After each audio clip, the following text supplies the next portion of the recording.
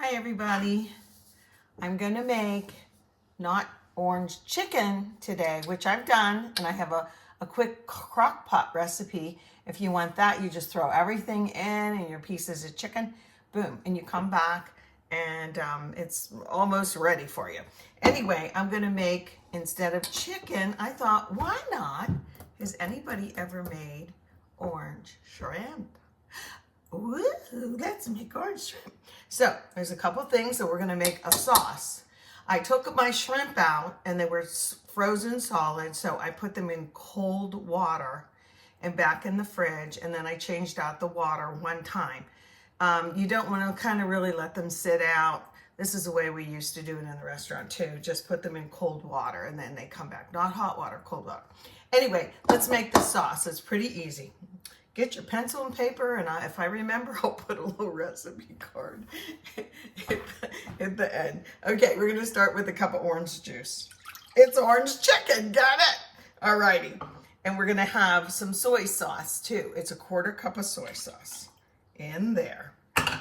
Then we have, I didn't have a measuring cup that said, I have a 2/3, but it's only 1/3 of brown sugar. So what I did was I shoved that in there, and you know how it has to be packed on.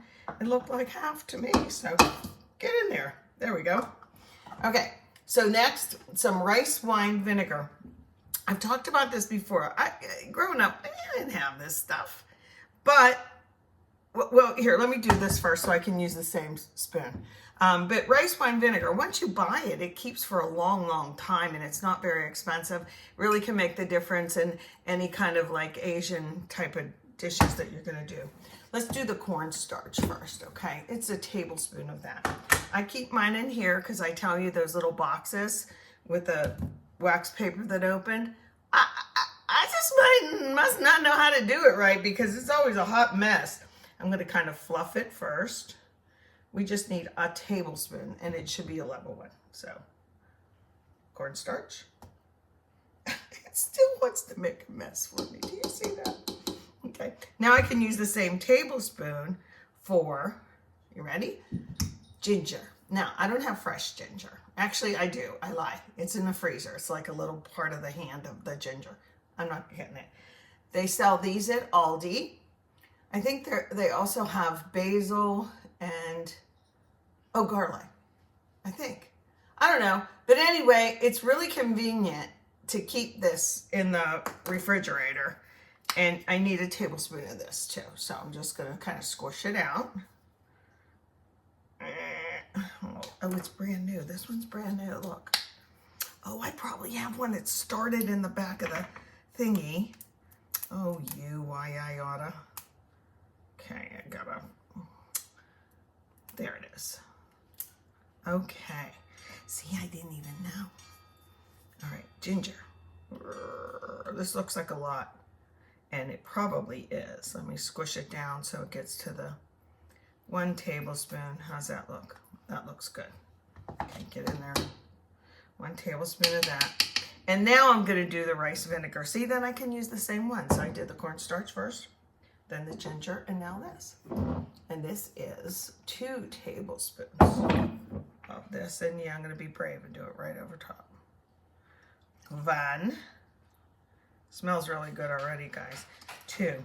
This is such a treat. Just serve it with some, let's just serve it with some Jasmine rice, you know? Okay, let me make sure. Cup of OJ, 1/3 cup brown sugar, 2 tablespoons rice vinegar, 1/4 cup soy sauce, 1 tablespoon fresh ginger, or the little container, 2 cloves of garlic minced. I have that. I'm going to put that in last. And a teaspoon of red pepper flakes, like this. Red pepper. Is the light like stinky in here again? I'm going to, I don't know. I'm not going to say another word. This is a teaspoon. If you don't like it spicy, put in half as much or none at all. Okay. But I think it gives it a little extra kick. Now I'm going to find my garlic and my orange zest. I zested 1 orange. I do have a microplane, But if you can get the zest off without getting the pith off, that's great. So this is 1 orange zested. Let me get all of it because this is goodness. Believe me, I love this. Okay, so, oops, I don't have anything to stir it with.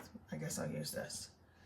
And then we're going to get our garlic in here. Let me stir this up a little bit first. I can see that brown sugar. See, everything's a song with me. I was going to sing the song Brown Sugar. You know, the Stones song. I have a story about that song, but it actually has to do with one of my most embarrassing moments. And if you message me, I'll tell you what it was. I can't believe I just said that. Okay, where the heck's my garlic? I used my little crusher guy. Probably instead of 2 cloves, I probably did closer to 3. Let me get all that out and scrape it all in. It looks like that. Oh, shakalaka. Now, you can go 2 ways with this. You can take your shrimp or chicken and make a slurry. Now, slurry is how they get the, oh, swear word, look at that. Dive right in. Boy, this really does smell good. Luckily, I have another one, so there. Okay, 2 ways to do the chicken or shrimp in this case. Make a cornstarch slurry. That would be like about, say you use 6 tablespoons of the cornstarch. Well, then use 6 tablespoons of water and stir, stir, stir. And then when you walk away, it's going to get thick, thick, thick. So you're going to have to stir it again, and you're going to think, Shirley, this is too thick, but it's really not. And then you put your dry, say it with me, dry protein into the slurry, and it'll be sludgy. I think it should be called sludge.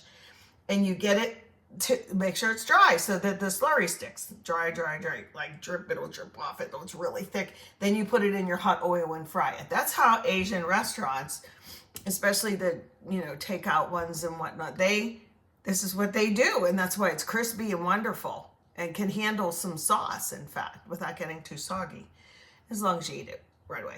Anyway, or you could put your protein right in here for something different. Like maybe I'll put all my shrimp in there and just let it marinate for a couple hours until I'm thinking about dinner a little bit more. And then maybe you could get a hot skillet with some oil in it and get that hot and then fry it up, put it aside, and then take a slurry and finish cooking the sauce. Now, if you're thinking, Shirley, but you put chicken in your sauce. You can't reuse that. Yeah, you can if. If is such a big word for 2 letters, isn't it? If you heat this to the proper temperature, like in the pan, take out your protein, rest it over there, make a gravy essentially with, get it hot, and then do a cornstarch slurry, a little bit of it, and then put that in and get it hot. I get mine to a boil, really. And then at the last minute, put your protein back in it, toss it around. Deliciousness. So I'm going to do shrimp. I don't know how I'm going to do.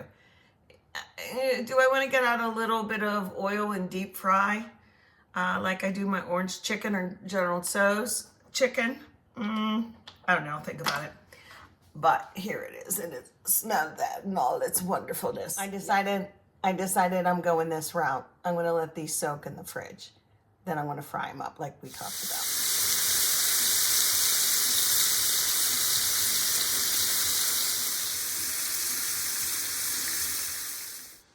I put a little char on these on purpose, and then I put the sauce in here. They left a little residual yumminess in the pan. This is the sauce. I'm going to let it get to a boil, and then in the same bowl, I put a tablespoon of cornstarch and a little bit of cold water. Always use the cold water when you're making a little bit of thickener. Now, this isn't a slurry because it's not equal parts. It's just going to thicken this. Okay, I'm going to turn this up now a little bit. I took the shrimp out. It smells so good, you guys. Okay, now the jasmine rice. I just cook it like regular. But see, when it gets to about this point, it's not all the way with so many holes. I have some fresh broccoli. And I do this with peas, See, it's just cooked enough that I can lay these on top. And then they will steam. And then the broccoli's finished. I do it with peas and corn, mostly peas, I think, and carrots. Put the lid back on. And when it's finished, it will have some tender, cooked, yet not soggy, it's steamed broccoli. So how about that? Let me put this back in now. I'm doing everything with one hand, you know me. Okay, this might even be too much to thicken. We'll see. I'll put that in there. And I'm going to turn up the heat and use my little, because this is flat. I got this in Amish country too. I'm going to stir this, and this will be our sauce for over our rice. And I'll put my shrimp back in. Yep, it's thickening. That's what it does. See, it's thicker now. Nice. Nice. And the glossiness came back.